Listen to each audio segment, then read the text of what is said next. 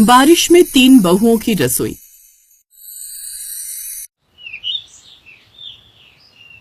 भयंकर बारिश में किसी पहाड़ी पर बसे गांव में अजय विजय विक्रम की एक साथ शादी हुई। राधिका, ममता और नेहा ब्याह कर पहली बार बारिश में ही ससुराल पहुंची। ससुराल में उसके सास ससुर भी थे।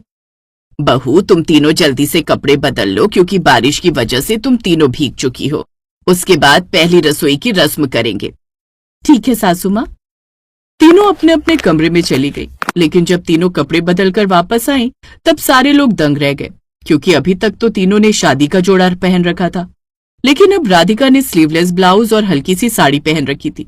ममता ने छोटे छोटे कपड़े पहन रखे थे, जबकि सबसे छोटी बहू नेहा ने घूंघट के साथ भारतीय परिधान पहन रखा था। क्या बात है, अभी तक तो तीनों एक जैसी लग रही थी, पर अब अचानक तीनों अलग अलग लगने लगी। ससुर जी, मैं पढ़ी लिखी टैलेंटेड लड़की हूँ, मॉडर्न भी हूँ, जो कि मेरे कपड़ों से झलकता है। मैं तो राधिका भाभी से भी ज्यादा मॉडर्न हूँ। दोनों बड़ी बहू कॉन्फिडेंस में थी, लेकिन नेहा बेचारी घूंघट डालकर डरी सहमी खड़ी हुई थी। उसने कुछ बोला ही नहीं। नेहा, इन दोनों ने तो बता दिया, तुम भी अपने बारे में कुछ बता दो। मैं क्या बताऊं सासू माँ, मैं तो गांव की रहने वाली हूँ। पढ़ी लिखी तो हूँ, लेकिन बचपन से गांव में रही हूँ, इसलिए मुझे फैशन के बारे में ज्यादा नहीं पता। कोई बात नहीं बहू, लेकिन सबसे अच्छे संस्कार मुझे तुम्हारे ही लगे। तो चलो, आज तुम तीनों की पहली रसोई है, जाकर खाना बनाओ। लेकिन इस घर में रसोई तो सिर्फ एक ही है। हम तीनों के लिए अलग अलग रसोई बनाइए, तभी तो पता चलेगा किसका खाना बेहतर है। बहू, यहाँ पर कोई कंपटीशन नहीं होने वाला, तुम तीनों को मिलजुल कर ही काम करना है। हाँ दीदी, पिताजी बिल्कुल सही कह रहे हैं। तो चुप कर, हम लोग खाना तभी बनाएंगे जब इस घर में 3 अलग अलग रसोई हो जाएंगी। पर बहुत भयंकर बारिश हो रही थी, आसमान में बिजली कड़क रही थी और बाढ़ जैसी आई हुई थी। भैया, हमें नहीं लगता कि हम पहाड़ी के नीचे उतरकर खाना ला पाएंगे, खाना ऑर्डर करके मंगा लेंगे। थोड़ी देर बाद ड्रोन से खाना आ गया और सारे लोग खा पी कर अपने अपने कमरे में चले गए, लेकिन तीनों भाई अभी भी बाहर हॉल में बैठकर कुछ प्लान बना रहे थे। यार, एक वक्त का खाना ही खाना इतना महंगा पड़ गया, रोज रोज हम बाहर से खाना नहीं मंगा सकते। ऐसा करते हैं, रात भर मेहनत करके 3 अलग अलग रसोई बना देते हैं। तीनों बारिश में ही बाहर गए। पहाड़ी वाला इलाका था, इसलिए पत्थर उन्हें आसानी से मिल गए। उन्हें रात भर मेहनत करके 3 अलग अलग रसोई बना दी। सुबह उठते ही, यार ममता, हमने तो सोचा था इतनी बारिश में इतनी जल्दी 3 अलग अलग रसोई ये लोग नहीं बना पाएंगे, लेकिन हमारे पति तो हमसे भी चालाक निकले। अब क्या ही कर सकते हैं दीदी। सबसे बड़ी बहू राधिका ने बारिश की वजह से छोले कुलचे बनाए। ममता कुछ ज्यादा ही मॉडर्न थी, इसलिए उसने यूट्यूब पर देखकर अमरूद के कोफ्ते बनाए। नेहा ने सिर्फ खीर बनाई। क्या बात है, खाना तो तुम तीनों ने बहुत अच्छा बनाया है। ऐसे कैसे ससुर जी, खाना तो सिर्फ मैंने और ममता ने बनाया, नेहा ने तो सिर्फ खीर बनाकर रख दी। अरे, तुम दोनों ने जब इतना सारा खाना बना ही लिया था तो नेहा बेचारी का खाना बर्बाद चला जाता। खाने के बाद कुछ मीठा तो होना ही चाहिए, जो कि नेहा ने बना दिया। नहीं नहीं, ऐसा कुछ नहीं है, नेहा ने कोई खाना नहीं बनाया। आप दोनों सही कह रही हो, मैं आप दोनों से अच्छा अच्छा खाना बनाना सीख लूंगी। रात में नेहा भी अपनी रसोई में खाना बनाने लगी। राधिका और ममता चुपके से उसे देख रही थी। ये गांव की गवार लड़कियां खाना बहुत अच्छा बनाती है, तो किसी तरह इसे रसोई से लेकर बाहर जा। मैं इसके खाने में ढेर सारा नमक डाल दूंगी, ताकि सासू माँ और ससुर जी इसकी तारीफ न करें। क्या बात है दीदी, खुराफात तो आपके दिमाग में मुझसे भी ज्यादा भरी हुई है। ममता किसी बहाने नेहा को उसकी रसोई घर से बाहर ले गई। इतने में राधिका ने उसके खाने में ढेर सारा नमक डाल दिया। भयंकर बारिश हो रही थी। तभी घर के बाहर खिड़की से एक बूढ़ी औरत ये सब देख रही थी। खैर, जब सब खाना खाने लगे तब, नेहा, मैंने तो सुना था गांव की लड़कियां खाना अच्छा बनाती हैं, पर तुमने तो इसमें बहुत ज्यादा नमक डाल दिया। खाने में नमक डाला या नमक में खाना? माफ कीजिए, शायद गलती से पड़ गया होगा, अगली बार ध्यान रखूंगी। तो इस तरह हर बार वो दोनों बड़ी बहुएं नेहा के खाने में कभी नमक ज्यादा डाल देती थी, तो कभी मसाला, तो कभी उसका खाना ही जला देती थी। इसलिए कभी उसके खाने की तारीफ ही नहीं हुई। धीरे धीरे उसके ससुराल वाले सिर्फ राधिका और ममता के खाने की तारीफ करने लगे। फिर एक रोज भयंकर बारिश में एक आदमी ने ऐलान किया। वहां पर राधिका, ममता, नेहा, उनके ससुराल वाले, पति और बाकी गांव वाले सब मौजूद थे। अरे चाचा, इतनी भयंकर बारिश में यहाँ क्यों बुला लिया हम लोगों को? 1 हफ्ते बाद हमारे गांव में एक बहुत बड़ा बहुओं के खाने का कंपटीशन होने वाला है। जो भी बहू जीतेगी उसे बहुत बड़ा सम्मान मिलेगा, बहुत बड़ा इनाम भी मिलेगा। बहुत एक्सपीरियंस महिला आ रही है हमारी बहुओं का खाना चेक करने। क्या बात है, ये तो बड़ी अच्छी बात है। अरे नेहा, तुम भी इस कंपटीशन में पार्टिसिपेट करना है। अरे नहीं भैया, मैं कहाँ खाना बना पाती हूँ, मेरा खाना कभी जल जाता है, कभी मसाला ज्यादा तेज हो जाता है, तो कभी नमक ज्यादा तेज हो जाता है। अगर मैंने कंपटीशन में भाग लिया तो मेरी तो बेइज्जती हो जाएगी। अरे नहीं बहू, गांव वाले बहुत अच्छे हैं, यहाँ कोई तुम्हारी बेइज्जती नहीं करेगा। एक बार कोशिश करने में क्या जाता है। ठीक है सासू माँ, अगर आप कहती हैं तो मैं आपकी बात मान लेती हूँ। तो इस तरह तीनों बहुएं अपनी अलग अलग रसोई घर में नए नए तरीके का खाना बनाना सीखने लगी। एक रात भयंकर बारिश में तीनों बहुएं अपनी अपनी रसोई में खाना बनाना सीख रही थी। तभी घर के बाहर वही बूढ़ी औरत पर बैठी थी। ममता और राधिका गुस्से में बाहर आई। ओए बुढ़िया, हम अक्सर देखते हैं तुम्हारे घर के बाहर बैठी रहती है, चल भाग यहाँ से। बेटी, एक हफ्ते से कुछ नहीं खाया, कुछ खिला दो। तुम जैसे लोगों को मैं अच्छी तरह जानती हूँ, अगर एक बार खाना खिला दिया तो रोज हमारे घर के बाहर बैठी रहोगी। चलो हटो, हमारे घर की शोभा मत बिगाड़ो। वो बूढ़ी औरत बेचारी वहाँ से चली गई और थोड़ी दूर पर किसी पेड़ के नीचे बैठ गई। थोड़ी देर बाद नेहा की नजर उस पर गई। वो खाना लेकर उसके पास पहुंची। अम्मा, खाना खा लो और मेरे घर चलो, यहाँ बारिश में भीगकर बीमार हो जाओगी। अरे नहीं बिटिया, तुमने इस भूखी बुढ़िया को खाना खिला दिया, मेरे लिए यही बहुत बड़ी बात है।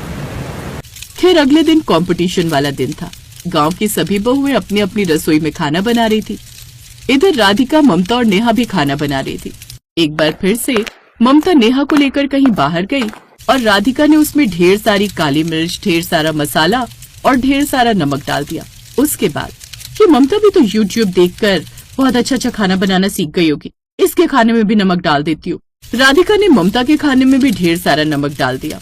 तो थोड़ी देर बाद कंपटीशन शुरू हुआ, लेकिन जज की कुर्सी पर जो औरत बैठी थी उसे देखकर राधिका, ममता और नेहा दंग रह गई, क्योंकि वो कोई और नहीं बल्कि वही बूढ़ी औरत थी जो हर रात उनके घर के बाहर बैठी रहती थी। ये तो वही बूढ़ी औरत है। मैंने सबका खाना चेक कर लिया है, लेकिन यहाँ पर मैं सिर्फ स्वाद चखने नहीं आई थी। जो इंसान लोगों की भूख की कदर ना करे, वो इंसान कभी अच्छा बावर्ची या अच्छा शेफ बन ही नहीं सकता।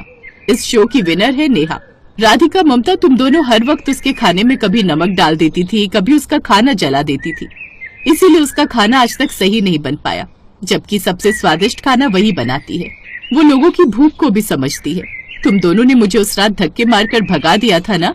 मैडम, मुझे माफ कर दीजिए, मुझे नहीं पता था कि आप वही जज हो।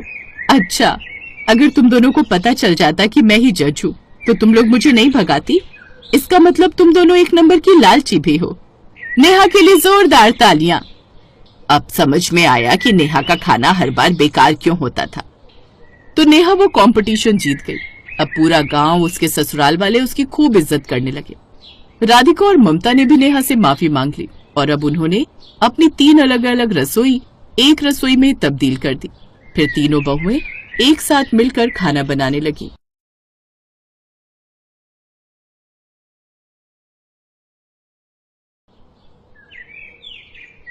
बेटा, शहर जाकर तुम तीनों अपना ख्याल रखना और समय समय पर चिट्ठी लिखते रहना। माँ, तुम चिंता मत करो, हम अपना ध्यान रखेंगे। और हाँ माँ, हम शहर से ढेर सारा पैसा कमा कर लाएंगे और फिर हमारी सारी परेशानियां दूर हो जाएंगी। ये कहकर वो तीनों शहर चले जाते हैं। रमा अपनी तीनों बहुओं सुमन, पूजा और मीनू के साथ रहती है। साथ ही उसका पोता मोंटू भी उनके साथ रहता है। कुछ दिन तो उनके ठीक ठाक निकल जाते हैं, लेकिन उसके बाद हालात बहुत बुरे होने लगते हैं। परेशान होकर रमा अपनी बहू से अपने बेटों को कई चिट्ठियां लिखवाती है, लेकिन उनमें से एक का भी जवाब नहीं आता। ना जाने इन तीनों को क्या हुआ है, एक भी चिट्ठी का जवाब नहीं आया। अरे, अपनी माँ को ना सही, कम से कम अपनी पत्नियों को ही चिट्ठी लिख लेते। मुझे तो लगता है वो वहाँ जाकर हमें भूल गए हैं। नहीं माँ जी, ऐसी बात नहीं है, हो सकता है वो किसी काम में व्यस्त हो। अरे, ऐसा भी क्या काम कि अपने बेटे तक का भी ख्याल नहीं आता उन्हें। कुछ ही दिनों में उन्हें पैसों की तंगी होने लगती है। पहले जहाँ पूरा परिवार भरपेट खाता था, अब वो एक रोटी खाकर ही गुजारा करते हैं और कमजोरी के कारण मोंटू की तबीयत बिगड़ने लगती है। ये देख रमा किराने की दुकान पर जाती है और लाला से कहती है, लाला, मुझे थोड़ा राशन उधार दे दो। तुझे उधार दे दूं? हैं? पहले ही तू मेरा कर्जा नहीं उतार पाई है और अब और उधार लेने की बात कर रही है। लाला, जैसे ही मेरे बेटे शहर से लौटेंगे तो मैं आपके सारे पैसे आपको लौटा दूंगी। हम सब ने 2 दिन से कुछ नहीं खाया और मेरे पोते की हालत खराब हो गई है। तो मैं क्या करूं? मैं क्या यहाँ खैरात बांटने बैठा हूँ? जब तक तू मेरा पहले का कर्जा नहीं दे देती तब तक मैं तुझे और उधार नहीं दे सकता। रमा उदास होकर घर आने लगती है। तभी वो रास्ते में भंडारा बंटते हुए देखती है। वो भंडारे का खाना अपनी बहुओं और पोते के लिए लेकर घर आती है। सभी उसमें से थोड़ा थोड़ा खाकर सो जाते हैं। लेकिन तभी रात को तेज बिजली कड़कड़ाती है और जोरों की बारिश शुरू हो जाती है और रमा की टूटी हुई छत से पानी टपकने लगता है। धीरे धीरे घर में पानी भरने लग जाता है, जिस वजह से सभी उठकर पानी भरने लग जाते हैं। ऐसे 2 दिन बीत जाते हैं, 3 दिन बीत जाते हैं। 3 दिन से हो रही बारिश से सभी घर वाले बहुत परेशान हो जाते हैं। अगर ये बारिश नहीं रुकी तो ना जाने क्या होगा। हाँ माँ जी, हमारा घर वैसे ही कच्ची मिट्टी का बना हुआ है, अगर ये टूट गया तो ना जाने क्या होगा। तभी छत का एक हिस्सा टूटकर वहाँ गिर जाता है। रमा जल्दी से अपनी बहुओं और पोते के साथ घर से बाहर निकल जाती है। कुछ ही देर में उनका वो मिट्टी का घर टूटकर चकनाचूर हो जाता है। माँ जी, हमारा घर, अब हम क्या करेंगे? दादी माँ, अब हम कहाँ रहेंगे? अपने घर की ऐसी हालत देखकर उन सबकी आंखों में आंसू आ जाते हैं। बेचारी रमा अपनी तीनों बहुओं और पोते के साथ सड़क पर चलने लगती है। चलते हुए उन्हें सड़क किनारे एक बहुत बड़ा पाइप दिखता है और वो सभी बारिश से बचने के लिए उसमें जाकर रहने लगते हैं। आज उन सभी को भूखा रहते हुए 3 दिन हो चुके थे। अपने पोते की बिगड़ती हालत देख रमा काम की तलाश में निकल जाती है। काफी देर तक काम ढूंढने के बाद वो एक ढाबे पर पहुंचती है।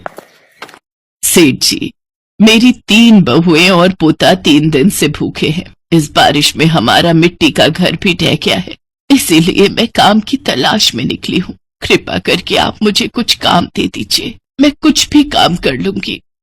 मैं तो खुद कब से काम वाली की तलाश में था। अच्छा हुआ आप आ गईं। आप यहाँ काम कर सकती हैं, इससे हमारी भी काफी मदद हो जाएगी। आपका बहुत बहुत शुक्रिया सेठ जी। रमा अगले दिन से ही उस ढाबे पर काम करने लगती है और अपनी बहुओं और पोते का पेट पालती है। ऐसे ही समय बीतता है और एक रोज रमा के तीनों बेटे गांव वापस आते हैं। उन्हें जब गांव वालों से अपने घर के हालातों के बारे में पता चलता है तो वो उस ढाबे पर पहुंचते हैं जहां रमा काम करती थी। उन्हें देख रमा की आंखों में आंसू आ जाते हैं और वो रोते हुए कहती है, कहाँ थे तुम तीनों, और तुमने आज तक क्यों नहीं एक भी चिट्ठी का जवाब दिया? हाँ तुम सब जानते भी हो तुम्हारे पीछे से हमें कितने बुरे दिन देखने पड़े। माँ, शहर में काम के चक्कर में हम तीनों भाई आपको चिट्ठी नहीं लिख पाए, लेकिन हम जिस मकसद से गए थे वो पूरा हो गया माँ। हाँ माँ, हम तीनों ने खूब पैसा कमा लिया है। अब हम उन पैसों से एक नया घर लेंगे। और माँ, साथ ही अब हम यहीं पर अपना कोई काम शुरू करेंगे और एक साथ खुशी खुशी रहेंगे। ये सब सुनकर रमा बहुत खुश हो जाती है। इसके बाद तीनों भाई एक बड़ा सा नया घर खरीदते हैं और खुद का बिजनेस खड़ा करते हैं, जिससे वो और भी ज्यादा पैसे कमाते हैं।